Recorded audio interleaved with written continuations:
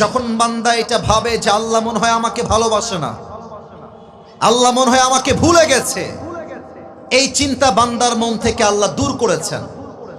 তৃতীয় তিনটা আয়াতে আল্লাহ তাআলা বান্দার জীবন থেকে মাঝে মাঝে যে আমরা হতাশ হয়ে যাই, চাকরিতে বরকত নাই, ব্যবসায় বরকত নাই, পরীক্ষা দিলেই ফেল হয়ে যায়, মেয়ের কাছে বিয়ের প্রস্তাব দিলেই রিজেক্ট হয়ে যায়, আমার বিয়ে মনে হয় জীবনে হবে না, এই চিন্তা, এই দুঃখ, এই তিনটা আয়াতে দূর করেছে একজন, তিনি কে? এবং সর্বশেষ তিনটা আয়াত হচ্ছে এমন তিনটা আয়াত যেখানে আল্লাহ রাব্বুল আলামিন আমাদের সবাইকে তিনটা আমল শিখিয়েছেন। এই তিনটা আমল যেই বান্দা করবে, এইটা জাস্ট দুনিয়াতেই থাকবে না, মারা যাওয়ার পরে এই আমলগুলো তার কবরের সাথী হয়ে যাবে। সুবহানাল্লাহ পড়েন সবাই।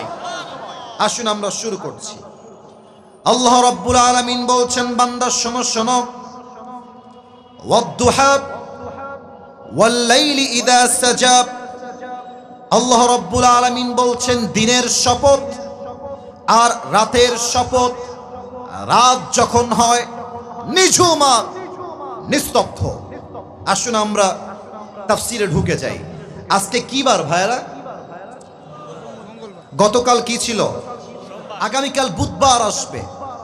যখন বুধবারের সূর্য উঠবে, নতুন সকাল শুরু হবে, তোকে এই চিন্তা করতে হবে, মঙ্গলবারে যে অন্যায় হয়ে গেছে হয়ে গেছে, মঙ্গলবারে যে গুনাহ হয়ে গেছে হয়ে গেছে, বাট বুধবার হবে আমার জীবনের সেরা একটা দিন। এই দিনটা আমি এমন আমল করব যে আমলের বিনিময়ে আমার জান্নাতের ফয়সালা করবে একজন, তিনি কে?